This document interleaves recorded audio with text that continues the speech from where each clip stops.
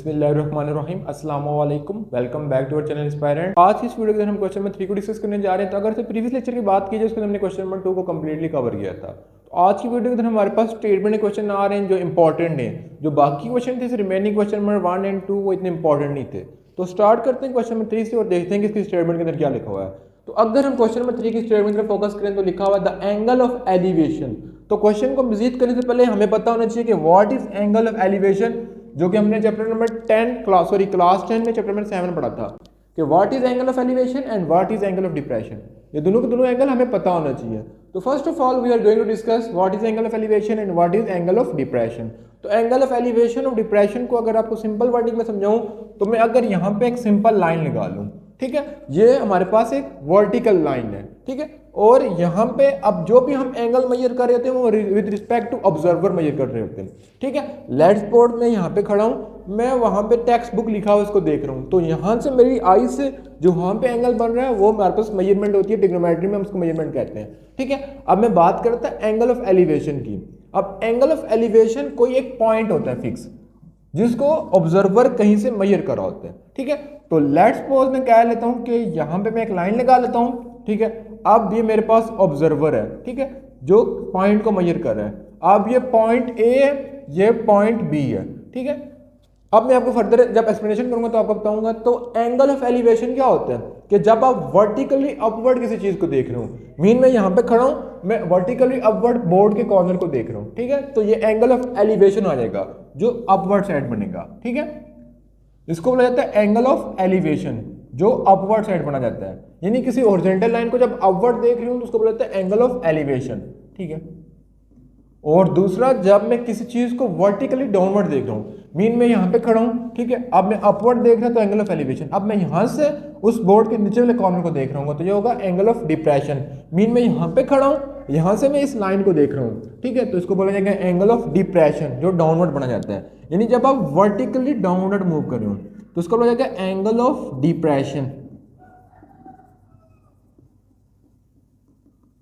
अगर मैं इसकी डेली लाइफ एग्जांपल की बात करूं एंगल ऑफ एलिवेशन की, एंगल ऑफ डिप्रेशन की, ठीक है, तो लेट्स सपोज आप किसी भी पुल के ऊपर खड़े हैं, ठीक है। आप पुल के ऊपर खड़े होकर जब किसी बिल्डिंग को देख रहे हैं, किसी ऊंची बिल्डिंग को, तो उसके अंदर जो एंगल क्रिएट हो रहा है वो होगा एंगल ऑफ एलिवेशन, ठीक है। और आप पुल के ऊपर खड़े हैं और नीचे दरिया के अंदर कश्तियां चल रही हैं, तो जब उसको नीचे की साइड देखेंगे डाउनवर्ड तो वो होगा एंगल ऑफ डिप्रेशन। तो आई होप सो कि आपको एंगल ऑफ एलिवेशन और डिप्रेशन समझ आ गया होगा। अगर आपके जहन में कोई और अच्छी एग्जांपल आती है तो आप कमेंट सेक्शन में बताएं, तो इंशाल्लाह उस कमेंट को पिन किया जाएगा। उसके बाद अगर फर्दर मूव किया जाए तो मैंने एंगल ऑफ एलिवेशन और डिप्रेशन आपको समझा दिया। तो the angle of elevation of the top of post, यानी एंगल ऑफ एलिवेशन बन रहा है। पोस्ट हमारे पास क्या होती है कि अगर हम पाकिस्तान में पोस्ट की बात करें, ठीक है, तो एक तो पोस्ट होती है कि किसी की जगह खाली है उसकी जगह नया बंदा आ जाए। एक होती है पोस्ट जिसको बोलते हैं डाक, ठीक है। एक पोस्ट होती है जहां पे कोई बंदा खड़ा होकर बिल्डिंग को विजिट कर रहा होता है ऊंची जगह को, ठीक है। तो अब लिखा हुआ है कि the angle of elevation of the top of the post from a point on a level of ground. Mean एक ऑब्जर्वर यहाँ पे खड़ा है जो टॉप ऑफ पोस्ट को देख रहा है, ठीक है। आप टॉप की साइड जब जाते हैं तो हमारे पास आता है एंगल ऑफ एलिवेशन, अलग क्वेश्चन के अंदर भी मेंशन था, ठीक है। तो मैंने यहाँ पे एक राइट एंगल ट्रायंगल ड्रा कर ली। अब अगर फर्दर देखा जाए तो जो पोस्ट है, ठीक है, ये पूरी की पूरी एक पोस्ट है, ठीक है, यहाँ से यहाँ तक, ठीक है। अब जो पोस्ट है वो जो ऑब्जर्वर मेजर कर रहा है वो कितनी उससे दूर है, 38 metre away. Mean post is 38 metre away from observer.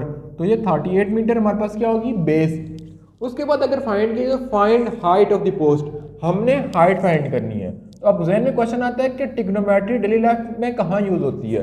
Mean आप लेट्स सपोज आप यहाँ पे खड़े हो, एक ऊंची बिल्डिंग है, अगर आप उसके दरमियान का डिस्टेंस पता है आप हाइपोटेन्यूज भी फाइंड कर सकते हैं with the help of trigonometry. उसके बाद आप परपेंडिकुलर भी फाइंड कर सकते हैं, अल्फा बीटा गेमा तीनों के तीनों एंगल फाइंड कर सकते हैं with the help of trigonometry. तो हमारे पास 38 मीटर हमारे पास बेस आ गई थी और हाइट हमारे पास हमने फाइंड करनी है। तो अगर मैं गिवन डाटा की बात करूं, एंगल मेरे पास कितना है, जो ऑब्जर्वर से टॉप ऑफ द पोस्ट बन रहा है वो कितना है, 33.23 डिग्री, ठीक है। अब ये वो एंगल है जो ऑब्जर्वर से बन रहा है, ठीक है। अब इसको मैं मजीद लेबल कर लेता हूँ, तो मैं इसको पॉइंट दे देता हूँ, तो इसको मैं ए का नाम देता हूँ, इसको बी का नाम देता हूँ, इसको सी का नाम दे देता हूँ, ठीक है। उसके बाद मुझे फाइंड है करना, मुझे हाइट फाइंड करनी है, ठीक है। मुझे बेस गिवन है, ठीक है, और हाइट मुझे फाइंड करनी है, ठीक है। तो अब हम ट्रिग्नोमेट्री का फॉर्मूला देखेंगे कि ऐसा कौन सा ट्रिग्नोमेट्री का फॉर्मूला जिसके अंदर हाइट भी यूज हो रही हो और जो गिवन डाटा हमारे पास पता है बेस वो भी यूज हो रही हो। मीन हमें ट्रिग्नोमेट्री के फॉर्मूला देखने जो थे, some people have curly brown hair through proper brushing, उसमें देखा जाए तो हमारे पास tan एक वाइड फॉर्मूला जिसके अंदर हमारे पास बेस भी आ रही है और परपेंडिकुलर भी आ रहा होता है, तो हम यूज करेंगे through proper brushing, mean tan theta is equal to perpendicular divided by base. अगर हम फर्दर बात करें तो हमारे पास देख लेते हैं कि परपेंडिकुलर कितने हैं, तो perpendicular we are going to find which is equal to height and base is equal to 38 metre and what is the value of theta, हमारे पास थीटा कितना डिग्री था 38.23 degree is equal to height divided by 38। तो हमने height find करनी थी तो इन दोनों चीज़ों को हम क्रॉस मल्टीप्लाई कर लेंगे, तो हमारे पास आ जाएगा height is equal to 38 multiplied 10 38.23 degree. अब इसे कैलकुलेटर पे कर लेंगे तो हमारे पास आंसर आ जाएगा, तो कैलकुलेटर पे हम कैलकुलेट कर लेते हैं। तो बेसिकली जब इसको मल्टीप्लाई करेंगे तो हमारे पास आ जाएगा 24.89। ठीक है, अगर हम इसकी यूनिट की बात करें तो हमारे पास जो है वो बेस मीटर में थी, तो इसका यूनिट भी क्या आ जाएगा मीटर। तो हमारे पास इस तरह हाइट आ जाएगी जो कि परपेंडिकुलर था, वो हमारे पास आ जाएगी 24.89 मीटर।